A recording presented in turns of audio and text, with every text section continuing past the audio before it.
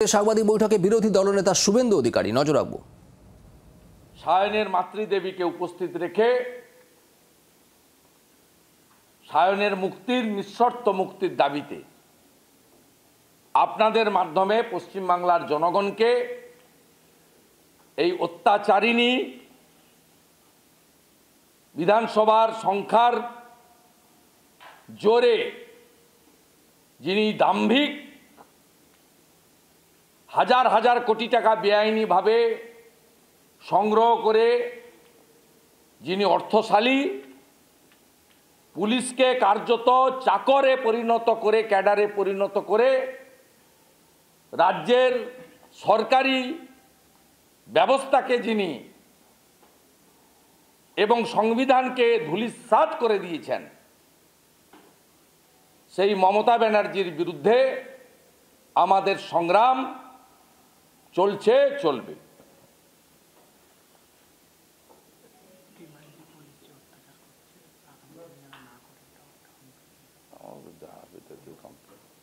মুখ্যমন্ত্রী মমতা বন্দ্যোপাধ্যায় আজকে বললেন যে সোমবারে বিধানসভা এবং ধর্ষণের বিরুদ্ধে আইন আনা হবে, ফাঁসি। বিএনএস এর পরে উনি আইন আনতে পারেন না। উনি আরজিকর ইস্যুকে ছোট করে দেখাচ্ছেন। আরজিকরে একজন ধর্ষক না একাধিক ধর্ষক ইনভেস্টিগেটিং এজেন্সি বুঝবে, তাদের রিপোর্ট তারা ভারত সরকারকে দেবে না, কোর্টে দেবে, সুপ্রিম কোর্টে দেবে, সুপ্রিম কোর্ট বুঝে নেবে। কিন্তু উনি এবং ওনার পার্ষদরা যেভাবে প্রথম দিন থেকে এটা আড়াল করার চেষ্টা করেছেন, যেভাবে স্বাস্থ্য ব্যবস্থাকে ধ্বংস করেছেন এবং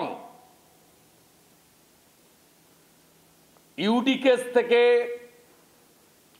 শ্মশানের যে লাস্ট সার্টিফিকেটটা পর্যন্ত বাড়ির লোক নেয়নি, যেভাবে ওনার এমএলএ কাউন্সিলর দাঁড়িয়ে থেকে দ্রুততার সঙ্গে দাহ করেছেন, যেভাবে সন্দীপ ঘোষকে দিয়ে প্লেস অফ অকারেন্সকে ভেঙে চুরে তছনছ করে প্রমাণ লোপাট করেছেন, তার বিচার না হওয়া পর্যন্ত উনি চাইছেন যে জনরোষ বাংলাতে তৈরি হয়েছে, সে 14 তারিখ রাতের মা দিদি বোনেদের রাস্তায় বেরিয়ে প্রতিবাদ করাই বলুন, গতকাল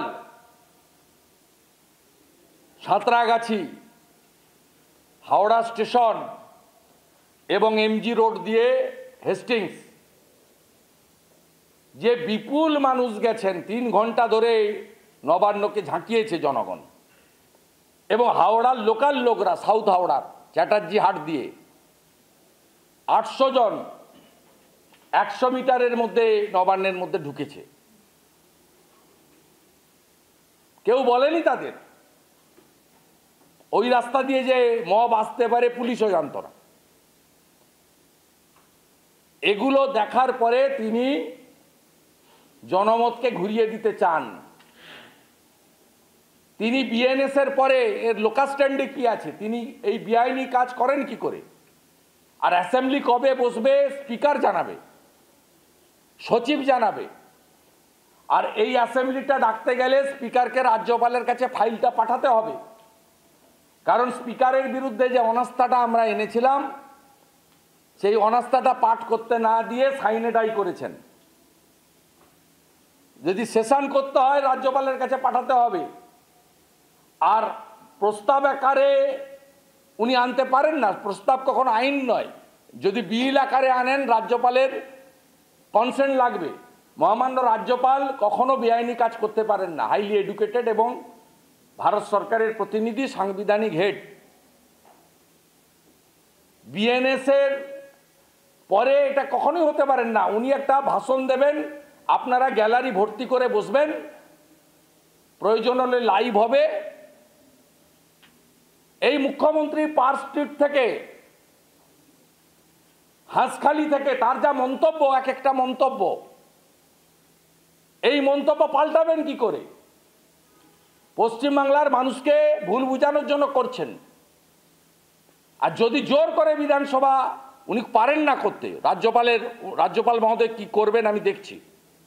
আমি ছাত্র সমাজকে বলবো, ফ্রিল্যান্স যারা এই মুভমেন্ট অর্গানাইজ করেছিলেন, যে দরকার হলে বিধানসভা অভিযান করুন ওই দিন।